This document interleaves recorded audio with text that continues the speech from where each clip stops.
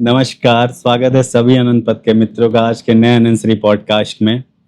अभी अनंत में 14, 15, 16 फरवरी को पीएलआर शिविर संपन्न हुआ है। आज हम अनंत श्री से उसी विषय पे बातचीत करेंगे और शिविर के महत्व को भी जानने की कोशिश करेंगे। आइए शुरू करते हैं। प्रणाम अनंत श्री।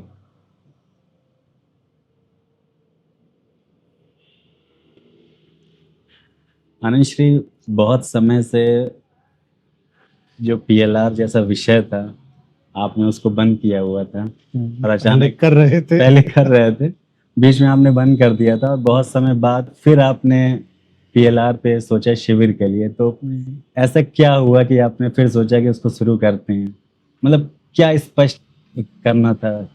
देखिए, पहले तो हमने पास्ट लाइफ रिग्रेशन का शिविर बहुत विस्तार से कराए ही बहुत लोगों को, और जो सफलता लोग ऐसे शिविर से चाहते हैं, जात स्मरण और पास्ट लाइफ रिग्रेशन के शिविर से, वो सब वहाँ पर होती ही रही, जैसे स्मृतियों का घटना और वो सब चीज़ें।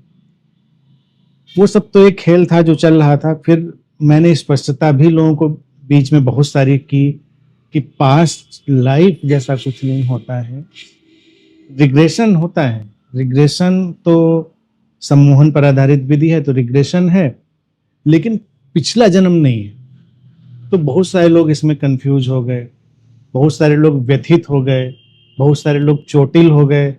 जो पहले आते भी थे और करते भी थे, उनको लगा अनंत से तो पिछला जन्म मानते नहीं हैं, तो हम कोई और दुकान देखते हैं जहाँ पे पिछला जन्म सिखाया जाता हो, बताया जाता हो दावे के साथ कि ये है पिछला जन्म, ये है पूर्व जन्म की विराट स्मृतियाँ।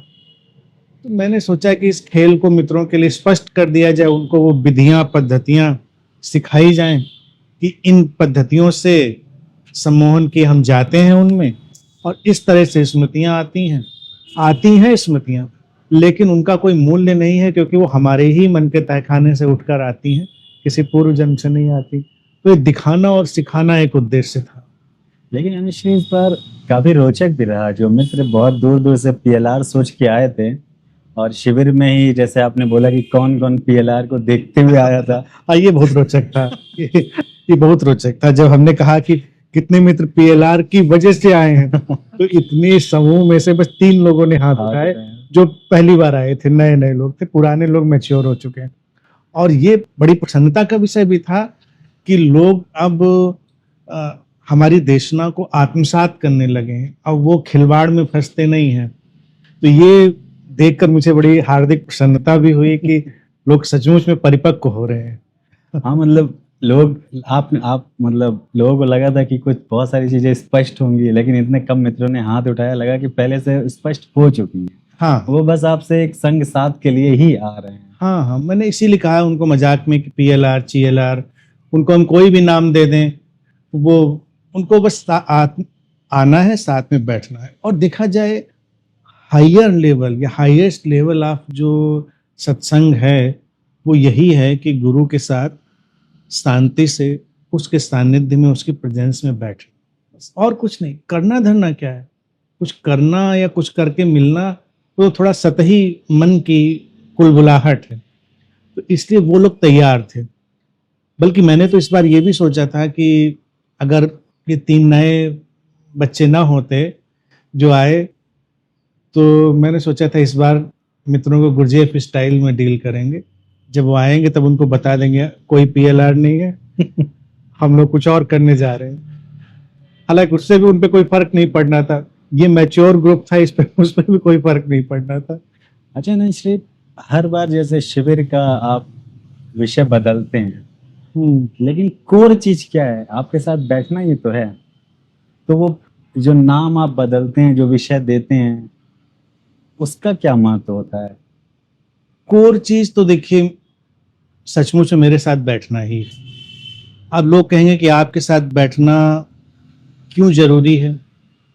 जिंदा और जीवित होने पर जो प्रेजेंस होती है हमारे चारों तरफ, उसका तो महत्व होता ही है, और उसके अपने बहुत ही गहरे वैज्ञानिक परिणाम भी होते हैं, और व्यक्ति के अंतरतम में उतर कर वो उसको प्रभावित भी करते हैं। तो वो सब तो बहुत जरूरी है साथ में बैठना। विषय बार बार बदलने के पीछे देखिए कई उद्देश्य होते हैं। एक उद्देश्य तो ये होता है कि लोग नए नए विषयों से परिचित भी होते रहें, क्योंकि मन है, मन की जिज्ञासाएं हैं, तो जिज्ञासाएं अनंत हैं और कभी कभी कुछ ट्यूनिंग भी होती रहे कुछ विषयों को लेकर, तो इसलिए विषय बदलने से लोगों को लाभ ही होता है। जैसे हम कोई विषय न रखकर भी शिविर कर सकते हैं कि बस आओ बैठो जाओ, आओ बैठो, तब तो हम सीधे उसका डिक्लेरेशन दे सकते हैं कि sit in the presence of गुरु, या in the presence of Guru, in the presence of Anant Shri, whatever जो भी देना चाहें, अच्छा रहेगा, वो भी लोगों को अच्छा लगेगा, प्रीतिकर लगेगा। लेकिन इससे क्या होता है, वो नई चीजों में इन्फॉर्म्ड हो जाते हैं, ट्यून्ड हो जाते हैं और कई भिन्न तलों पर उनको कुछ नया सीखने को भी मिलता है। अभी जो पीएलआर संपन्न हुआ है उसमें अनंत पथ के मित्रों के अंदर आपने क्या देखा, क्या बदलाव था? या अभी जो शिविर लगातार हो रहे थे, मित्र आ रहे थे, तो उनके अंदर जो परिवर्तन है, अब आप अक्सर कहते हैं कि मेरे पास एक एमआरआई मशीन है, मैं स्कैन कर लेता हूँ। उस परिप्रेक्ष्य से मतलब कैसा लगा? जागृति घट रही है, लोग समझ रहे हैं?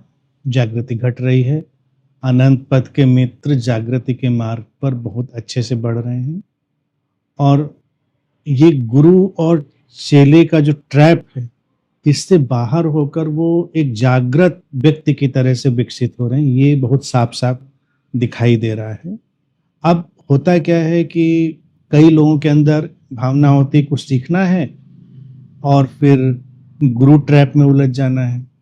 तो अभी 80% अनंत पथ के मित्र इतने परिपक्व हो चुके हैं कि अगर उनको अभी ही कहीं भी प्रवचन देने के लिए कह दो तो बाजार में जो तमाम प्रसिद्ध गुरु चल रहे हैं उनके बराबर या उनसे अच्छा ही वो परफॉर्मेंस करेंगे। लेकिन इस इच्छा से भी वो मुक्त हो रहे हैं। 80% तो करीब करीब मुझे मुक्त ही दिखाई देते हैं। 20% का कांटा थोड़ा थोड़ा निकाल दिया जाएगा। अच्छा नहीं, कई मित्र जैसे शिविर में आते हैं, अभी पीएलआर के ही शिविर में कई मित्र आए जो आपसे बहुत ही बौद्धिक प्रश्न लगातार पूछने लगते हैं, या कई मित्र उठाते हैं, आप कुछ का तो आंसर दे देते हैं, फिर कहते हैं कि थोड़ा सा हृदय से भी अब बैठो पास में, ये करो। तो इसका थोड़ा सा तालमेल समझाइए उन प्रश्नों का, फिर बैठने का, शांत बैठने से। अब देखिए, ये भी तो कालांतर में देखा होगा सबने, तुमने भी देखा होगा कि जो बहुत बौद्धिक प्रश्न लेकर आते हैं, धीरे धीरे वो हार्दिकता में उतरते जाते हैं, फिर वो मौन होते जाते हैं, फिर उनके प्रश्न विदा होते जाते हैं। प्रश्न वस्तुतः प्रश्न नहीं होता है, प्रश्न जुड़ने की, गुरु के नजदीक पहुंचने की चाह भी होता है। अब बिल्कुल ही कोई बौद्धिक प्रश्न लेकर आएगा तो वो बहुत खाली बर्तन जैसा होगा, बहुत शोर करेगा, बहुत उछल कूद करेगा और किसी निष्कर्ष, किसी व्यवस्था तक नहीं पहुंचेगा। कभी अच्छा लगेगा उसको, कभी निराश होगा। लेकिन कोई व्यक्ति ऐसा भी हो सकता है जो गुरु के नजदीक जाना चाहता है, उससे जुड़ना चाहता है, तो प्रश्न उसका बढ़ा हुआ हाथ, बढ़ी हुई उंगली होती है जो छूने की कोशिश करती है। तो इसीलिए मैं सारे प्रश्नों को, मैंने मित्रों को ये वायदा भी किया हुआ है, सबको, अनंत पथ के मित्रों को, कोई भी प्रश्न, आड़ा तिरछा, ऊंचा नीचा, छोटा बड़ा, खूबसूरत बदसूरत, रंग बेरंग, हर प्रश्न को मैं डील करूंगा। और अगर वो बिलो द बेल्ट नहीं होता है तो हर प्रश्न को देखा होगा मैं डील ही करता हूं, क्योंकि वो प्रश्न नहीं है, वो लोगों के मेरे नजदीक होने की चाह है। कैसे नजदीक आएंगे? बोलकर, कुछ पूछकर ही तो आएंगे, वही उनको ब्रिज लगता है। जैसे घरों में आप जाओ तो उदाहरण से बात समझ में आएगी।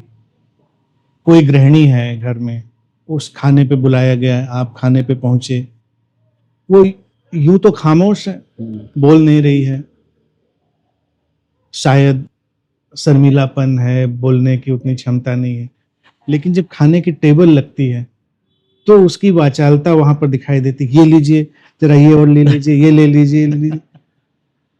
तो सवाल है कि टेबल पे रखी हुई सामग्रियां तो लोग यूं भी ले ही लेंगे, लेकिन अब उस गृहिणी को संवाद करने का, कम्युनिकेट करने का एक अवसर मिला है, तो उस अवसर को फिर वो चूकती नहीं है, वो उस अवसर के माध्यम से एक सेतु बना रही है। अब उपस्थित लोग अगर ये समझ पाए, भाप पाए, तो उस महिला को भी कितनी प्रसन्नता होगी। सोचो कि ये खाना देने का उद्देश्य नहीं था कि जरा ये चीज भी ले लो, ये मिठाई भी ले लो, वो केवल संवाद शुरू करने का एक प्रयास था, क्योंकि वैसे तो वो बात नहीं हो पा रही थी। तो अब आप बात को थोड़ा आगे बढ़ाइए कि आपने बहुत अच्छा बनाया है, बहुत अच्छा रहा, आपका तो बड़ा परिश्रम रहा है, बहुत आनंद आया, और कैसा चल रहा है सब, तो उसको प्रसन्नता होती है कि चलो संवाद शुरू हो गया। लेकिन अगर आपने कहा ठीक है ले लिया, बात खत्म हो गई। ये उद्देश्य नहीं है। उद्देश्य का ये मतलब देखा जाए छोटा सा पहलू है। तो इसी तरह से जब कोई प्रश्न गुरु से पूछता है, तो वो प्रश्न ऐसे है कि वो गुरु से बात करेगा क्या।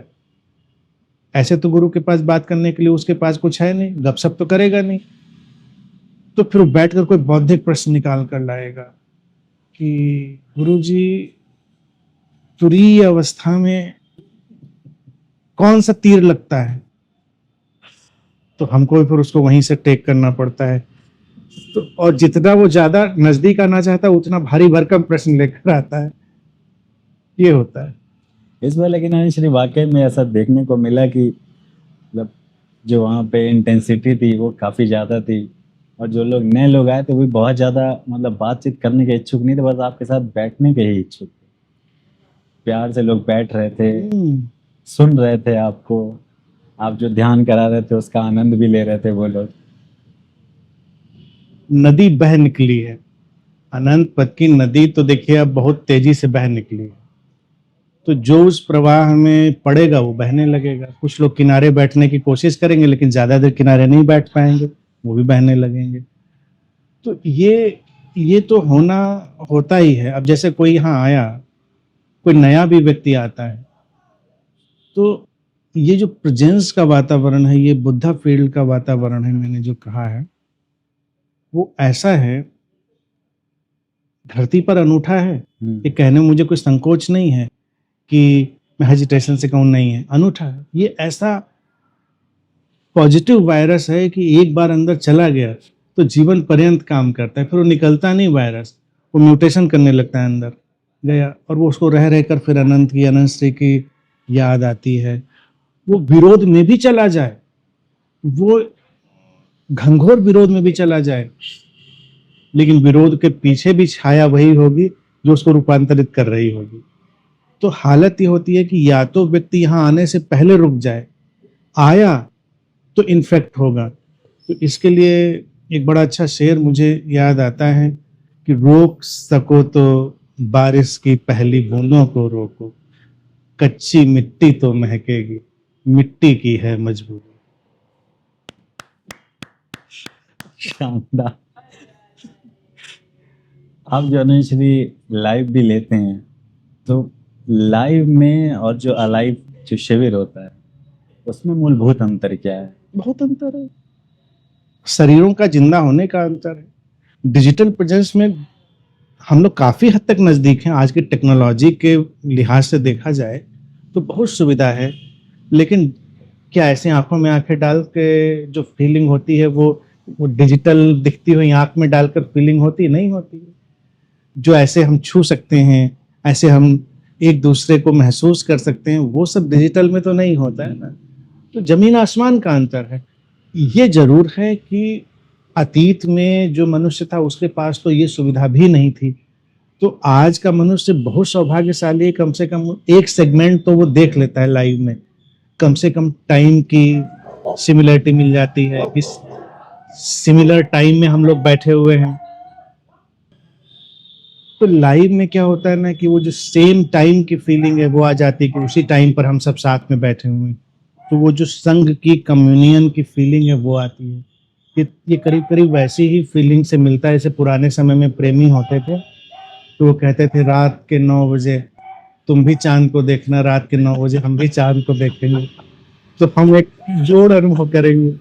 अब रात के 9 बजे छत पे जाके उसने भी चांद को देखा और उसने भी चांद को देखा, और दोनों ने माना कि वो भी कहीं से चांद को देख रही होगी या देख रहे होंगे। अच्छा लगा, सुकून मिला। तो अब इस चीज को तो देखा जाए डिजिटल टेक्नोलॉजी ने बदल दिया है कि अब हम कम से कम चांद के बजाय सीधे स्क्रीन पर ही रूबरू तो हो सकते हैं, तो वो सुविधा मिल गई है। लेकिन लाइव अलाइव प्रेजेंस, अलाइव तो अलाइव है, उसकी तो तुलना नहीं हो सकती।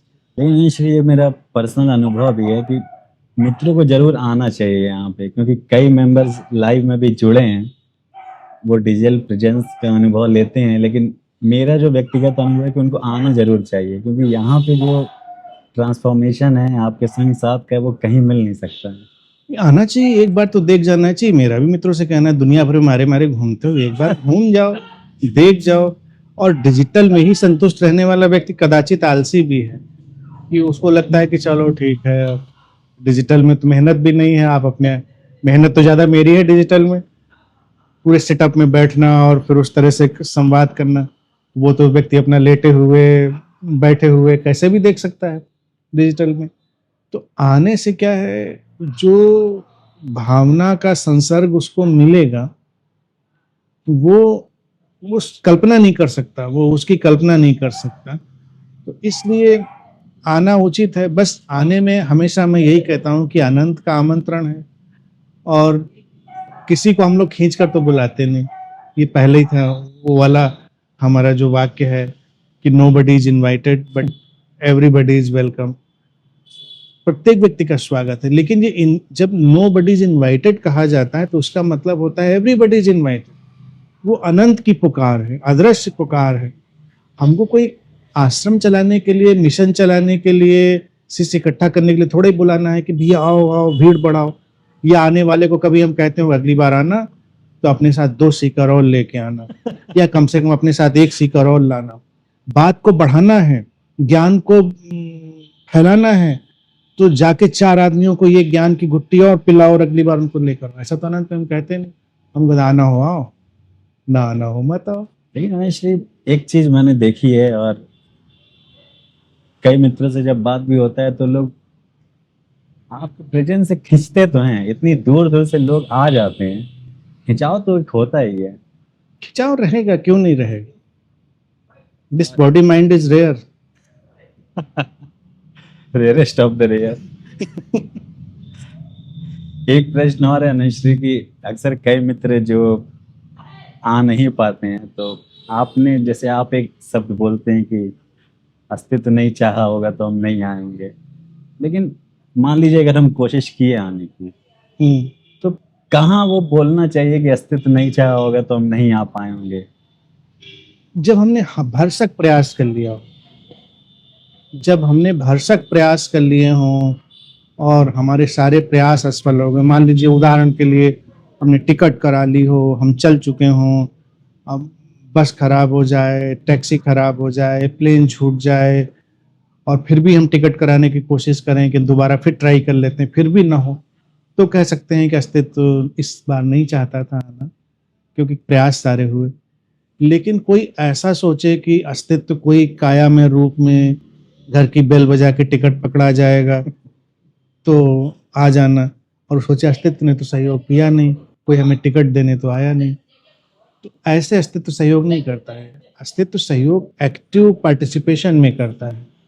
और फिर आना और ना आना, इसको बहुत तूल ऐसे नहीं देना चाहिए। मैं समझता हूँ कि अगर किसी के आने की भावना प्रबल और सच्ची हुई तो वो किसी न किसी अर्थ में आ ही गया, भले वो भौतिक परिस्थितियों के वशीभूत होकर नहीं आ पाया, लेकिन फिर भी वो हिस्सा तो बनेगा। ये वो अपने दिल में यकीन कर सकता है, वो ये हिस्सा बन जाएगा, और शिविर में जो मित्र यहाँ लाभ ले रहे हैं वो लाभ वो भी ले पाएगा अगर उन्होंने प्रयास किया और नहीं आ पाया।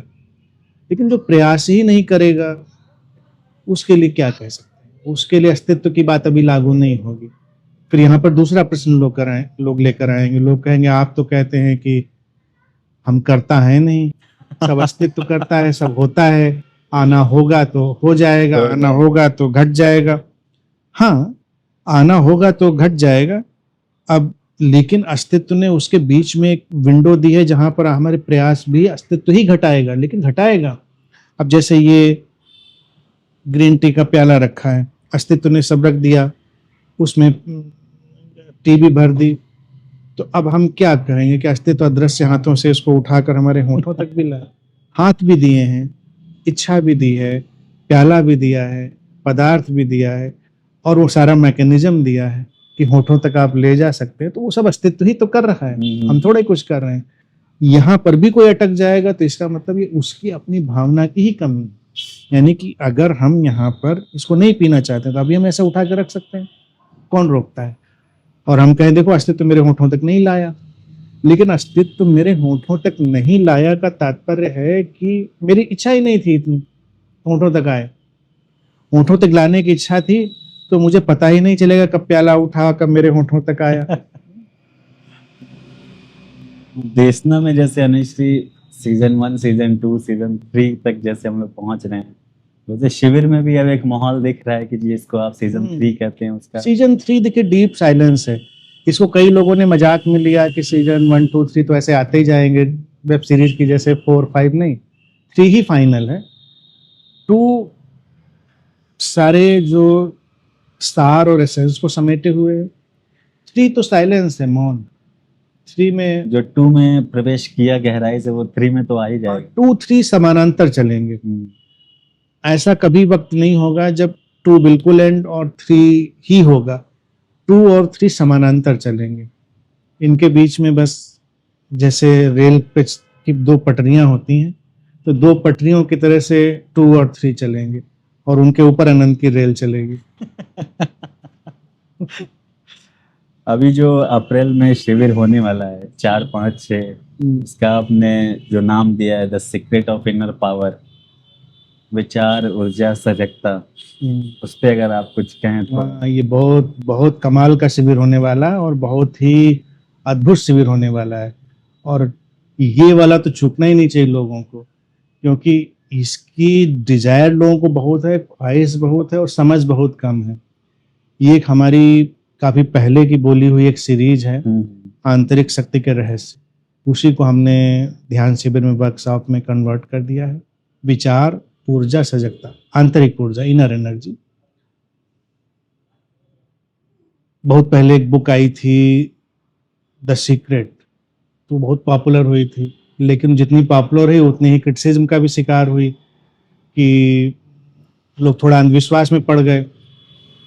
और संयोग है ये, मतलब ये बड़ी संयोगिक सच्चाई है कि ये वही कालखंड था जब मैं ये सीरीज बोल रहा था विचार की।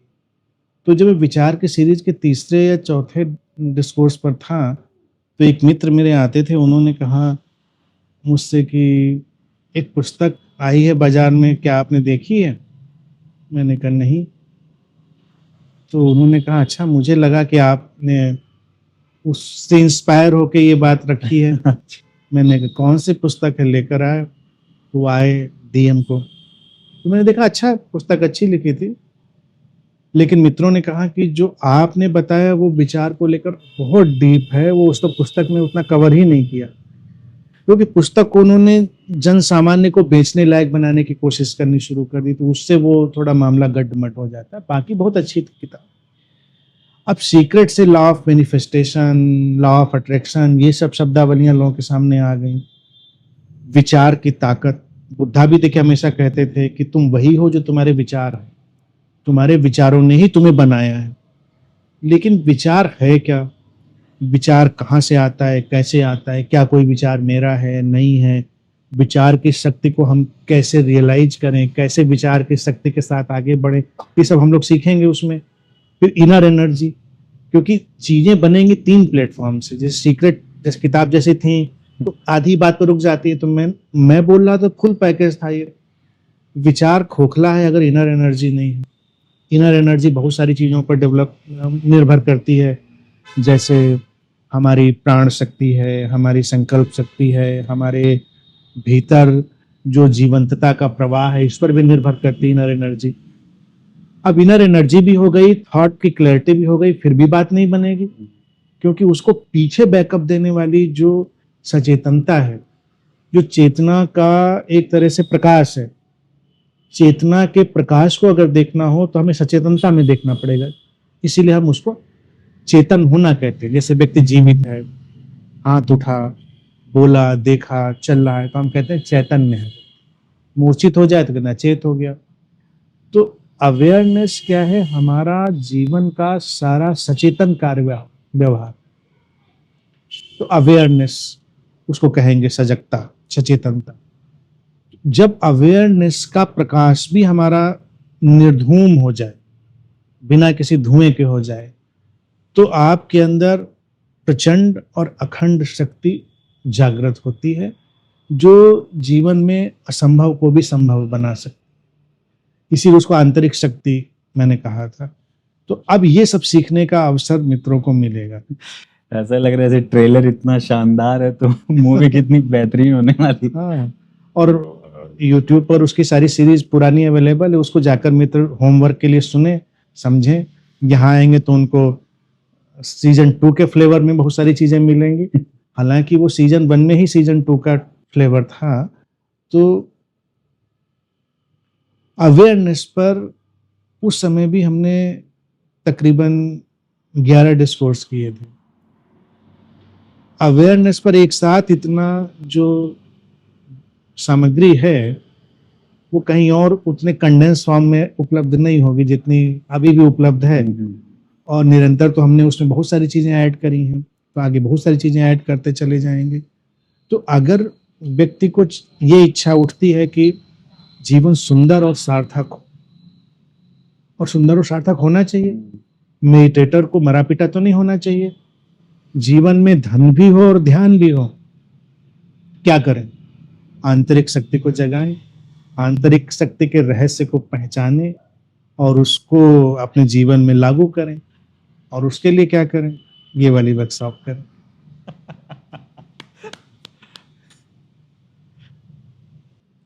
शिविर में अनंत श्री, जैसे कि बुद्धा ने भी एक संघ बनाया था, आपने भी अनंत पद के मित्र जो टर्म दिए हैं उसमें मित्र जोड़ते हैं। तो शिविर में जब मित्र इकट्ठा होते हैं और आपके प्रेजेंस में बैठते हैं तो उसमें क्या सही में कुछ ट्रांसफॉर्मेशन होता है? क्योंकि कई लोग अकेले भी ध्यान कर लेते हैं, लेकिन आपके प्रेजेंस में और एक समूह में बैठना, उसका एक अलग महत्व तो बेशक होता है और उस महत्व से इनकार नहीं किया जा सकता। बुद्ध का जो नाम लिया तो ये सोचो कि बुद्ध अध्यात्म जगत के आइंस्टीन थे। उन्होंने एक बात भी व्यर्थ नहीं करी और एक बात भी व्यर्थ नहीं कही। बुद्ध ने जो संघ बनाया था, अब आज हमारा संघ उसका एडवांस्ड वर्जन है। ये संघ है विदाउट वॉल्स, ये संघ है विदाउट कॉन्सेप्ट, ये संघ है विदाउट एनी आइडियोलॉजी कि हम उनको खास आइडियोलॉजी में पहनाएं, विदाउट एनी ड्रेस कोड, सब विदाउट है, आसमान जैसा है। कोई दीवार कहीं उसको बांटती नहीं, लेकिन संघ है। तो बुद्ध भी अकेले भी साधना बता सकते थे लोगों को, और यूं देखा जाए बुद्ध ने तो अकेले ही साधना करी थी, तो वो क्यों संघ बनाने पे चले गए? उनको तो लगना चाहिए था कि अकेले करो, जाओ सो अपना अपना पेड़ ढूंढ लो, अपने अपने पेड़ के नीचे बैठो जाके। नहीं, बुद्ध ने रियलाइज किया कि जब एक समान तल के लोग, समान मानसिकता के, समान सोच के, समान पथ पे चलने वाले लोग साथ में होते हैं तो कुछ एक अलग वर्तुल, एक अलग वातावरण बनता है। और कहीं ना कहीं बुद्ध को ये पीड़ा भी रही होगी कि उनको ये सहयोग और वर्तुल नहीं मिला। उन्होंने कहीं ना कहीं अपने को एकाकी और अलग थलग अनुभव किया होगा। तो जो उनके पीछे आने वाले मित्र हैं उनको वो ना पीड़ा झेलनी पड़े, तो इसलिए उन्होंने संघ का निर्माण किया। अब संघ के निर्माण में क्या हुआ? एक ही मन दशा में, एक ही भाव दशा में, एक ही चित्त दशा में लोग आगे बढ़ रहे हैं, साथ में उठ रहे हैं, बैठ रहे हैं, खा रहे हैं, पी रहे हैं। तो एक इतना गहनतम वर्तुल देखा जाए मानसिकता का। ऊर्जा शब्द अगर उपयोग करें तो लोग कहेंगे ऊर्जा क्या होती है, ऊर्जा नापी जाती है। ऊर्जा शब्द हम ना भी उपयोग करें तो एक वातावरण निर्मित होता है हमारी आंतरिकता। आधुनिक भाषा में हम कहें कि हमारी कलेक्टिव माइंड फील्ड क्रिएट होती है, कलेक्टिव हार्ट फील्ड क्रिएट होती है, उसमें सब एक दूसरे के साथ ऊपर खींचे जाते हैं। और कदाचित यही प्रयोग था कि बुद्ध आज भी जीवंत हैं, और प्रासंगिक। उनके साथ चलने वाले लोगों की जागृति का सिलसिला जितना बड़ा रहा उतना धरती पर कहीं कभी नहीं रहा। लोग आए चले गए अकेले अकेले, लेकिन बुद्ध के पीछे आने वाले जागृत मित्रों का सिलसिला अबाधित चलता रहा, क्योंकि उन्होंने संघ का प्रयोग किया। अब हर जगह जहां ये भीड़ जुटी है वहां संघ ही बन रहा है ऐसा नहीं। संघ की दो अनिवार्यताएं होती हैं, एक जीवंत जागृत बुद्ध हो साथ में, और जीवंत जागृत उपस्थिति में पूरे हृदय से प्राण से चलने वाले मित्र। तो वो एक ऐसा वातावरण निर्मित करते हैं जिसमें बहुत सारे मित्र ऊपर खींच लिए जाए और उनके अंदर एक अमिट छाप अंकित हो जाती है रूपांतरण की, जो अकेले अकेले संभव नहीं होती है। एक तो ये होता है अदृश्य रूप में जो चीजें घटती हैं। दृश्य रूप में क्या है कि देखने को मिलता है। लोग आते हैं जैसे साथ में शिविर में, तो मुझे ही नहीं देखते, वो अनंत पथ के मित्रों को भी देखते हैं, ऑब्जर्व करते हैं उनका उठना बैठना चलना, उनकी शांति, उनका प्रेम, उनकी समस्वरता, उनकी प्रसन्नता। तो वो स्वतः सिद्ध प्रमाण के रूप में उनके अंदर अंकित हो जाती है कि हाँ सचमुच बदलाव है। बदलाव की बातें ही नहीं है रूपांतरण की, रूपांतरण सचमुच में घट रहा है। तो वो देखना उनके लिए बड़े सकारात्मक रीइंफोर्समेंट का काम करता है, उनको आगे बढ़ाने का काम करता है। अब अगर व्यक्ति रास्ते पे चल रहा हो और उसको कभी रूपांतरण वाले लोग ही ना मिले तो निराश हो जाएगा। उसके लिए सब बातें हैं, कुछ होता हवाता नहीं। तो इसलिए भी ये ध्यान शिविर और ऐसे साथ में इकट्ठे होने का बड़ा परिणाम हो जाता है। तो संघ का मैं भी समर्थन करता हूँ, लेकिन बुद्ध के संघ में अमेंडमेंट मैंने यही कर दिया कि अब जरूरी नहीं कि सब एक साथ एक जैसे कपड़े पहन के चलें, वो पूरी धरती पर बिखरें। जब आवाज उनको दी जाए वो साथ में इकट्ठे हो जाएं, जब भाव उठे सब साथ में इकट्ठे हो जाएं, और कम से कम अपनी हार्दिकता और अपनी मानसिकता में एक दूसरे से जुड़े रहें। तो वो एक कलेक्टिव माइंड फील्ड और कलेक्टिव हार्ट फील्ड का संग बनेगा, तो ज्यादा लोगों को सहयोग करेगा और बीच बीच में अलाइव मिले, जिससे वो चीज और आग में थोड़ा ईंधन का काम करे और चीजें प्रज्वलित होकर आगे बढ़े। क्या बात है। एक प्रश्न समझ से और उठता है, जैसे मैं अपना बताऊं कि एक बार जब अनंत से नहीं जुड़ा था, आपसे नहीं मिला था, तो कई जगह जब YouTube पे देखता था कि यहाँ ध्यान होता है वहाँ ध्यान होता है, तो मैंने एक नंबर देखा जो फ्लैश होता है, मैंने फ़ोन किया उस पर, तो उन्होंने बोला कि यहाँ थोड़ा सा जो उच्चतर आयाम में उठ जाता है उसी को जगह मिलती है। तो मैं कहा कि अब कहाँ जाऊँ, ऐसे उच्चतर आयाम पता तो है नहीं मुझे। लेकिन आपके पास देखा, मतलब कोई भी योग्यता नहीं रहती है, कोई भी आता है उसको खुद अगर पता ना भी रहे तो भी खींचा अगर आ जाता है तो वो समझना शुरू कर देता है। तो ये जादू क्या है? ना आपने कोई योग्यता कभी रखी? रख भी कैसे सकता हूं मैं, या कोई भी गुरु या कोई भी बुद्ध रख भी कैसे सकता है? जब प्रेम होगा तो प्रेम पात्रता की योग्यता की पहचान कब करता है? प्रेम तो सबका स्वागत करता है। एक माँ बच्चे को जन्म देती है, फिर योग्यता उसके अंदर डाल देती है, थोड़ी कहती योग्य बच्चे को पैदा करोगी तब तो कोई बच्चा पैदा ही ना हो। माँ पहले सोचती रहे कि योग्य होगा तो पैदा करोगे, किस बैरोमीटर से, किस थर्मामीटर से वो नाप लेगी कि योग्य है कि नहीं है? पैदा होने के बाद पता चलेगा, आएगा साथ चलेगा तब पता चलेगा कि उसके अंदर क्या है। और फिर अपनी अपनी अनूठी प्रतिभाएं हो सकती हैं, अपनी अपनी यूनिक टैलेंट हो सकते हैं सबके अलग अलग। तो पात्रता का निर्धारण, योग्यता का निर्धारण बेमानी है और निरर्थक है, अमानवीय है, अप्रेमपूर्ण है, गैर आध्यात्मिक है। और गुरु का रोल तो मैं हमेशा कहता हूँ माँ की तरह। तो मैं कर ही कैसे सकता हूँ, सब बच्चों जैसे हैं, मेरे पास आते हैं सब। अब बच्चे तो आएंगे शरारत करके, उपद्रव करके, बच्चे तो नाले में कूद के आएंगे, तो अब नाले में कूद के आए हुए बच्चे को हम क्या कहेंगे? उसको भगा दो घर से, नहला दो, अच्छे कपड़े पहना दो, साफ सुथरा कर दो, अच्छा बच्चा वो भी निकल आएगा। लेकिन अब कोई किसी गलती से किसी नाली में गिर गया है तो किस घर में कौन सी माँ दरवाजा बंद कर देती है? तो उसी तरह से हमारे भी दरवाजे किसी के लिए बंद नहीं होते हैं। किसी भी नाली में गिरा हो, किसी भी गड्ढे में गिरा हो, सब आए फिर वो जो बारिश हो रही है सब उसमें भीगे, धुल जाएं, साफ हो जाएं और फिर सब पात्र हैं। आसमान में जब बादल घिरते हैं वो पात्रता नहीं देखते हैं कि इस छत को भिगोऊं कि उस छत को भिगोऊं, वो तो सबको बराबर भिगो देते हैं।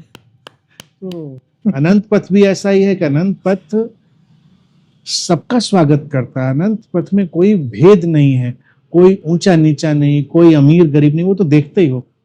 हमारे यहाँ बुद्धा हाल में प्रवेश करने के बाद सब भूल ही जाते कौन क्या है। और अमीर गरीब बुद्धिमान और गैर बुद्धिमान ही नहीं भूल जाते हैं, थोड़ी देर में वो स्त्री पुरुष भी भूल जाते हैं, पूरी आइडेंटिटी गायब हो जाती है। पूरी वो एक प्रेजेंस की तरह वहां मूव करते हैं। तो ये चीज ही चाहिए। और मैं समझता हूं कि ये एक जादुई रूप से अनंत में घट रहा है। ये बहुत सुंदर बात है जिसको हम लोग दिन प्रतिदिन देखते हैं। अन्यथा तो कहीं भी जाओगे ये वीवीआईपी की कैटेगरी है, ये वीआईपी की कैटेगरी है, ये धुरंधर साधकों की, ये कम धुरंधर साधकों की, ये छोटे तखत, ये मंझले तखत वाले, ये और नीचे तखत वाले। हमने कोई तखत ही नहीं डाला है, बराबर की कुर्सियां, ऐसे बराबर की कुर्सियां, जो जहां मिले वहां बैठ जाओ, अपना आराम से अपना चलो, कोई डिस्क्रिमिनेशन नहीं, कोई भेदभाव। प्रणाम अनिश जी। सभी मित्रों का बहुत बहुत आभार। हमने अनंत श्री से शिविर के विषय पे बातचीत की है और जो भी बाधाएं आती हैं हमें आने तक, यहाँ योग्यता की, यहाँ रहने की, उन सब चीज़ों पे हमने बात की है और मुझे लगता है कि बहुत सारी क्लैरिटी हम लोग के अंदर आ गई है। और विचार ऊर्जा सजगता the secret of inner power की जो शिविर है अप्रैल में होने वाला है वो हमें मिस नहीं करना चाहिए।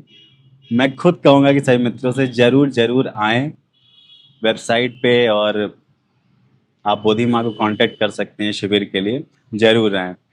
मिलते हैं अगले नए पॉडकास्ट में नए विषय के साथ। नमस्कार।